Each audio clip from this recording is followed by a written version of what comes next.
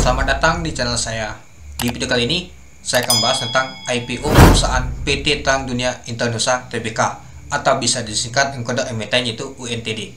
Bergerak di industri sepeda dan industri sepeda motor roda 2 dan 3. Oke teman-teman, langsung saja kita lihat dulu untuk ringkasan perusahaan emiten ini. Perusahaan adalah suatu perusahaan terbatas yang didirikan berdasarkan hukum negara Republik Indonesia yang berkedudukan di Kabupaten Bogor dengan nama PT Terang Dunia Indonesia, sebagaimana termaktub dalam Akta Pendirian Perusahaan Terbatas nomor 15 tanggal 12 April 1988 yang dibuat di hadapan Nyonya Greta Lieste Jawa Tie SH Notaris di Jakarta. Akta Pendirian Perusahaan. Akta Pendirian Perusahaan telah memperoleh persetujuan dari Menteri Kehakiman Republik Indonesia berdasarkan surat keputusan Menteri Kehakiman Republik Indonesia nomor C27406/01.01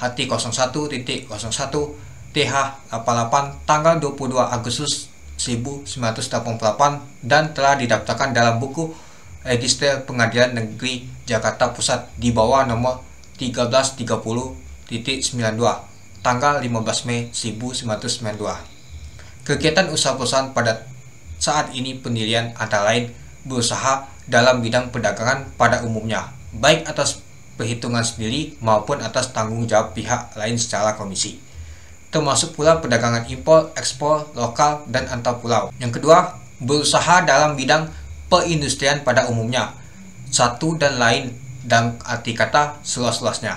Untuk alamat emiten ini di Jalan Alam Suta, Baulepat, nomor Komplek 12A, Pakulonon, Kecamatan Serpong Utara, Kota Tangerang Selatan, Banten 15325. Untuk situs perusahaan emiten ini yaitu http://www.terangduniaindonesia.com. Nah, itu dia teman-teman untuk ringkasan perusahaan emiten ini. Oke, kita lihat dulu.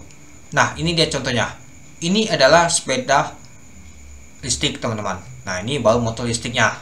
Nah, jadi kita tahu ya, ini motor listriknya, nah ini sepeda listriknya teman-teman, dan ini motor listriknya. Nah, mungkin kita sudah banyak ketemu sekarang ya. Nah, ini lagi ngetrennya yaitu sepeda listriknya dan juga motor listrik sekarang ini teman-teman itu. Nah, ini dia untuk harganya ya teman-temannya. Nah, kalau teman-teman ada uang silakan untuk beli nih teman-teman itu. Oke, kita masuk ke informasi perusahaan IPO ini. Jumlah saham ditawarkan adalah 1.666.666.700 lembar saham. Dari total saham dicatatkan yaitu 25%. Harga penawar rentang dari 170 sampai 240. Dana diperoleh sekitar 283 miliar sampai 440 miliar. Untuk penawaran awalnya di tanggal 11 Januari sampai 22 Januari tahun 2024. Untuk penawaran umum di tanggal 1 Februari sampai 5 Februari tahun 2024. Untuk pencatatan saham di tanggal 5 Februari tahun 2024. Untuk pencatatan saham di Bursa Efek Indonesia di tanggal 7 Februari tahun 2024. Untuk underwriternya yaitu YP, Nilai Aset Sekuritas Indonesia. Lalu ada OD, BRI Dana Reksa Sekuritas, masuk ke papan utama. Nah, itu dia teman-teman untuk informasi perusahaan IPO ini. Kalau kita lihat sih, untuk jumlah sahamnya ini menarik banget ya kalau kita lihat. Nah, mari kita lihat nanti pada saat dia IPO-nya itu. Oke, kita lanjut lagi. Kita masuk ke rencana penggunaan dana ini. Seluruh dana hasil dari penawaran umum perdana saham ini setelah dikurangi biaya-biaya emisi akan digunakan oleh perusahaan untuk modal kerja untuk melakukan pembelian bahan baku sepeda motor listrik dan moped, antara lain untuk pembelian rem, baterai, dinamo, relay seat, multi informasi display, speedometer digital, GPS, brake system, dan suspension. Keterangan lebih lengkapnya mengenai rencana penggunaan dana ini teman-teman bisa baca di bab 2-nya tentang prospektus ini, yaitu rencana penggunaan dana ini. Untuk lebih lengkapnya ya. Nah, ini kita ringkas saja teman-teman untuk melihat untuk rencana penggunaan dana ini. Jadi rencananya itu memang untuk modal kerja itu. Oke, kita lanjut lagi. Nah, kita masuk ke struktur pemegang saham. Sebelum IPO, nilai nominalnya itu 25 per saham. Nah, ada 5 pemegangnya teman-teman. Nah, lalu ada masyarakat. Nah, yang paling unik tuh yang di masyarakat ini dibagikan. Nah, yang paling unik adalah untuk jumlah lembar sahamnya nih teman-teman, 66. Nah, apakah nanti 6 kali atau naiknya 66% atau naiknya cuma 6%. Nah, nanti kita lihat di market teman-teman. Seperti ini ada kode nih teman-teman, itu untuk jumlah sahamnya nih. Itu. Nah, yang paling banyak pegang ini ada Tan Toji Inge ini. Oke, kita lanjut. Jadi untuk jumlah modal ditetapkan dan di stok penuh ada sekitar 6,6 miliar teman-teman. Itu dia. Oke, kita lanjut.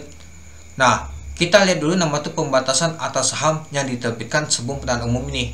Nah, kalau kita lihat sih seperti ini ada lock up ya teman-temannya 8 bulan setelah pernyataan pendaftaran menjadi efektif. Lock up periode.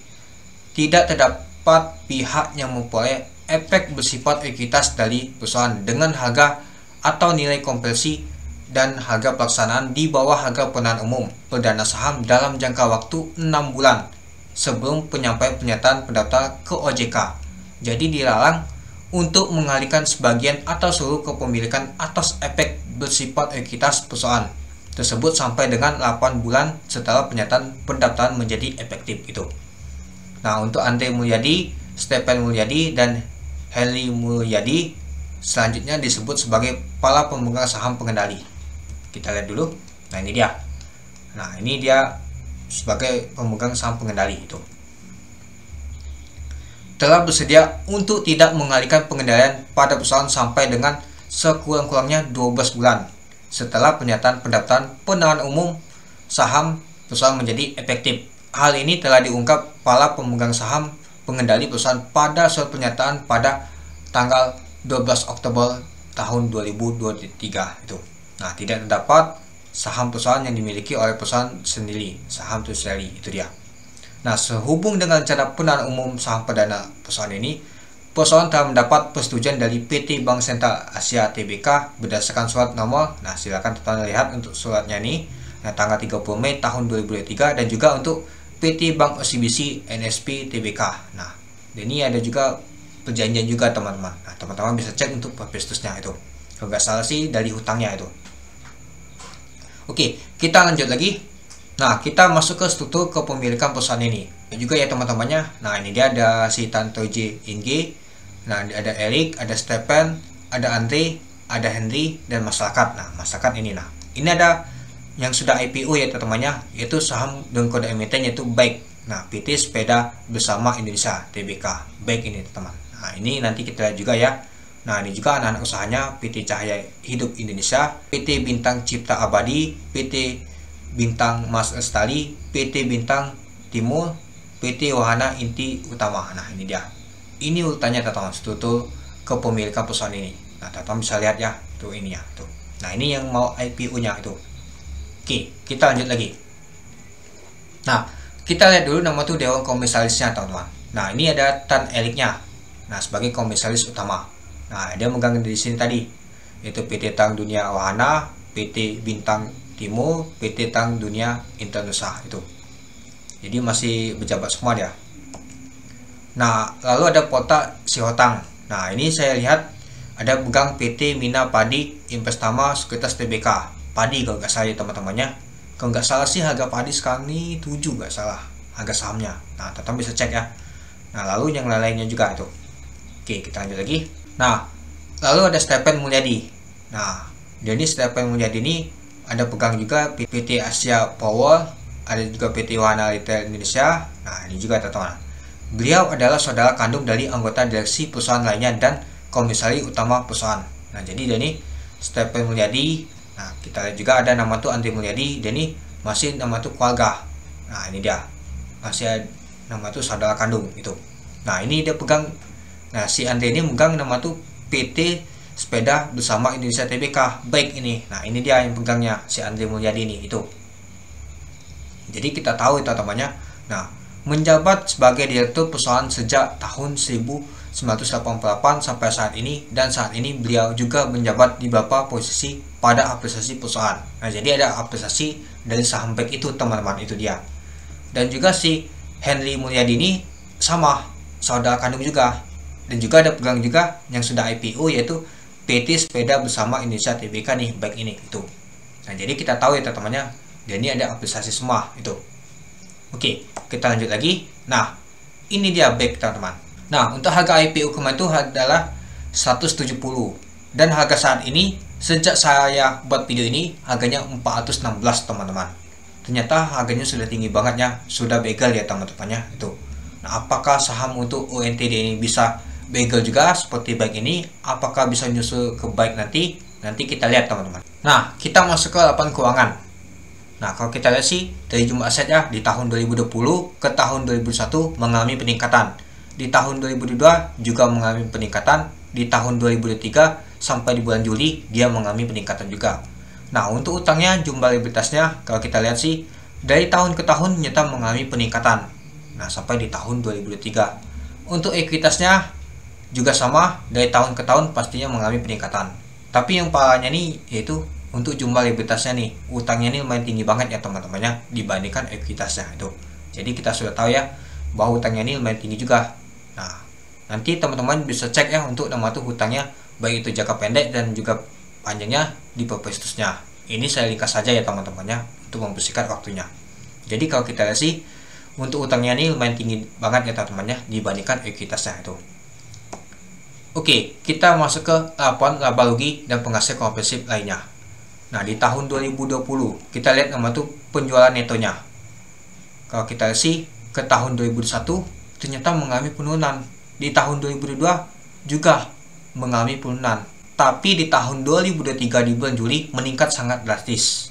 Jika dibandingkan di tahun 2022 ke tahun 2023 ternyata meningkatnya tuh sangat drastis teman-teman itu.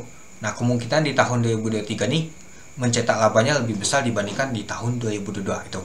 Oke, kita langsung saja nama itu masuk ke laba periode tahun berjalannya. Kalau kita lihat sih di tahun 2020 ke tahun 2021 pastinya mengalami penurunan. Di tahun 2022 agak sedikit meningkat ya. Kalau dibandingkan di tahun 2022 sampai di bulan Juli ke tahun 2023 ternyata mengalami peningkatan yang sangat drastis. Meningkatnya tuh 100% teman-teman dibandingkan tahun 2022 itu. Kemungkinan untuk laba bersihnya di tahun 2023 nih meningkat bandingkan tahun 2022 itu dia. Karena penjualannya itu meningkat sangat drastis untuk sepeda motornya itu dia. Oke, kita lanjut lagi. Nah, kita lihat dulu nama tuh rasio keuangannya. Nah, rasio pertumbuhannya kita lihat. Nah, untuk penjualannya lumayan meningkat ya. Nah, tapi di tahun 2021 ke tahun 2022 menurun semua. Nah, di tahun 2023 meningkat lagi dia. Untuk laba brutonya pastinya mengalami peningkatan di tahun 2020 ke tahun 2021 menurun ya. Nah, di tahun 2022 minus dia, tapi di tahun 2023 meningkat lagi. Laba usaha juga sama ya teman-temannya, sama seperti ini tadi. Nah, untuk laba tahun berjalannya, kalau kita lihat sih di tahun 2020 meningkat lumayan tinggi, tapi di tahun 2021 menurun dia, minus. Di tahun 2022 meningkat sangat sedikit, tapi di tahun 2023 meningkatnya sangat drastis itu dia. Nah, untuk total aset dan liabilitas dan ekuitasnya sama seperti saya jelaskan tadi. Dari tahun ke tahun dia mengalami peningkatan itu. Oke, kita masuk ke kebijakan dividen. Saya juga ada baca-baca sebelumnya sudah bagi dividen mereka. Nah, kali ini dia juga mau bagi dividen teman-teman. Persoalan bermaksud akan membagikan dividen kas kepada pemegang saham perusahaan dalam jumlah sebanyak-banyaknya 30% dari laba bersih tahun buku yang bersangkutan dimulai dari tahun buku 2024 setelah melakukan pencadangan laba bersih sesuai dengan ketentuan yang berlaku dan dengan memperhatikan keputusan para pemegang saham dalam RUP nanti. Keterangan lebih lengkap bisa teman-teman baca di kebijakan dividen di bab 11 itu dia. Teman-teman bisa baca di bab 11-nya. Nah, jadi di tahun buku 2023 nih nggak bagi dividen sama sekali. Artinya mau bagi dividen di tahun 2024. Nah, jadi kemungkinan dia bagi dividennya di tahun 2025. Dia kan mau mengambil di tahun buku 2024 itu, kecuali kalau ini ngomong 2023 artinya tahun 2024 nanti mau bagi dividen itu dia, karena saat ini kan 2024 itu.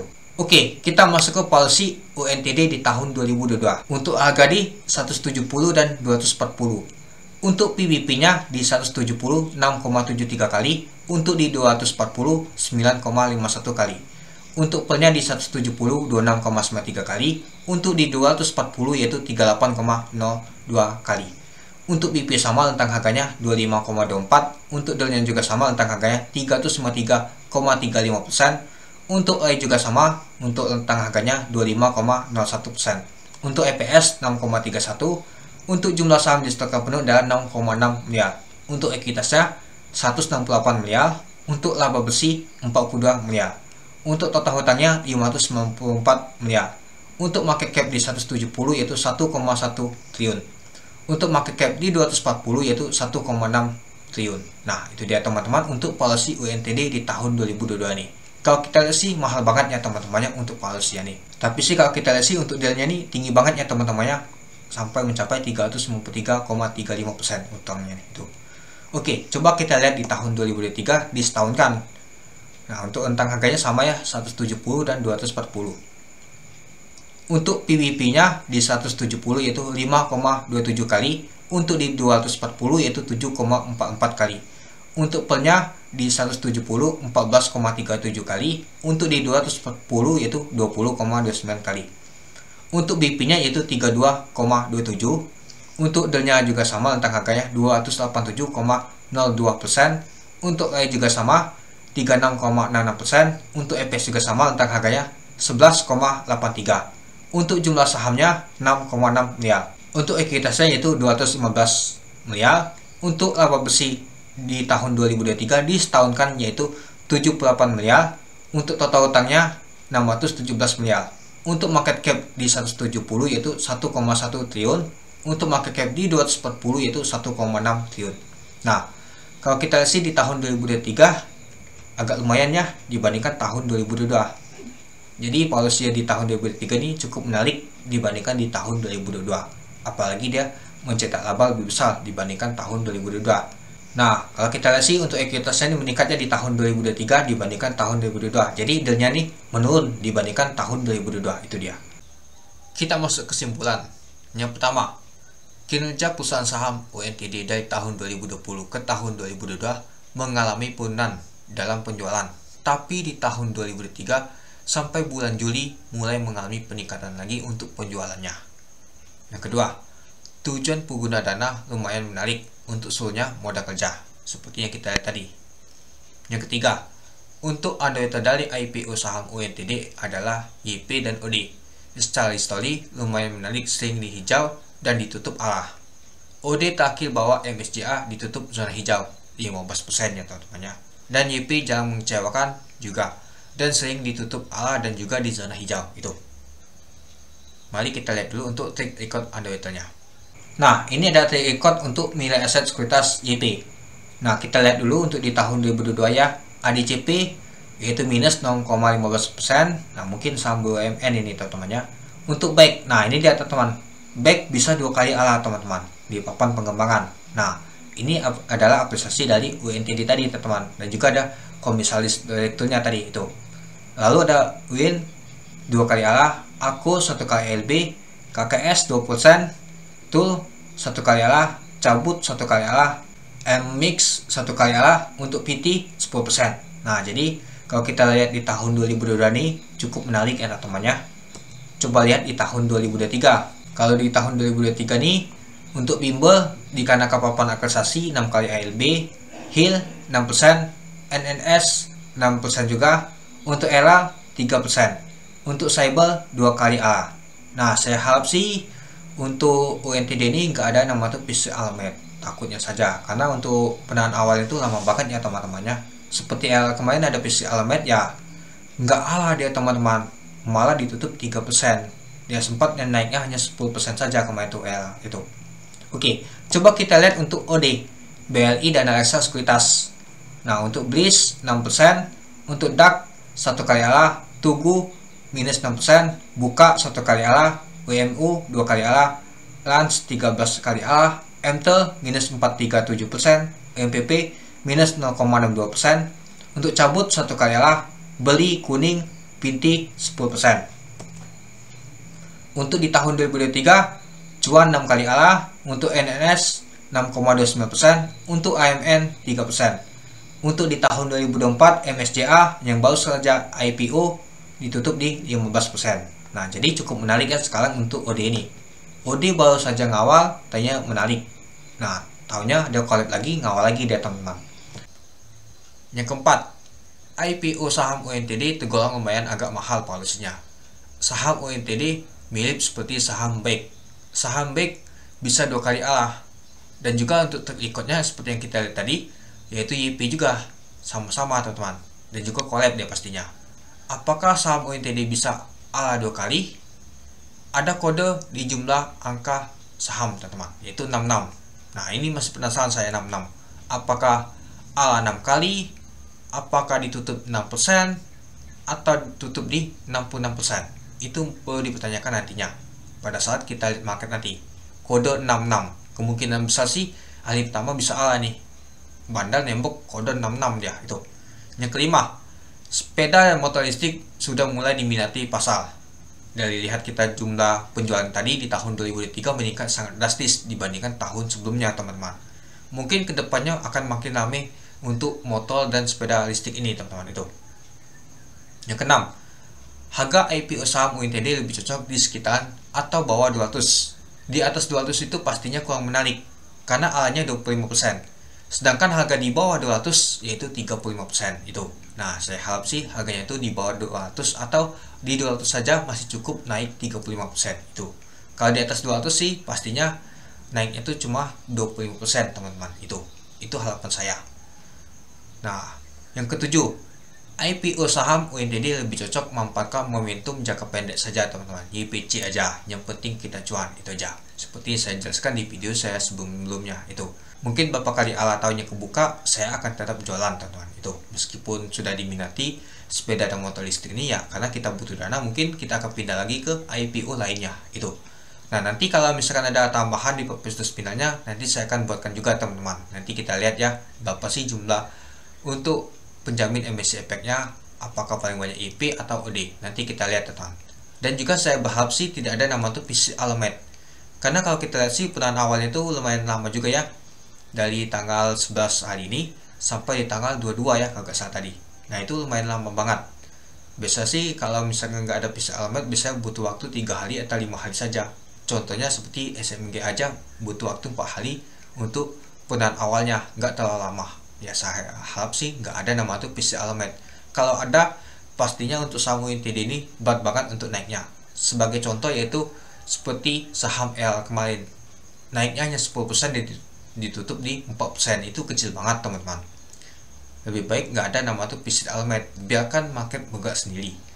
Meskipun dapatnya jatah secuil, tapi kita bagi rata semua bisa naik persentasenya lumayan tinggi dibandingkan kalau ada nama itu PC Alamet. Itu aja. Oke, mungkin itu saja sih teman-teman untuk pembahasan untuk video singkat saya tentang pembahasan IPO saham UNTD ini. Semoga saja bisa 2 kali ala atau begal ya teman-teman, seperti saham back kemarin. Itu aja. Oke, mungkin itu saja sih teman-teman untuk video singkat saya. Oke, sekian dulu video singkat saya. Terima kasih sudah menonton. Salam cuan.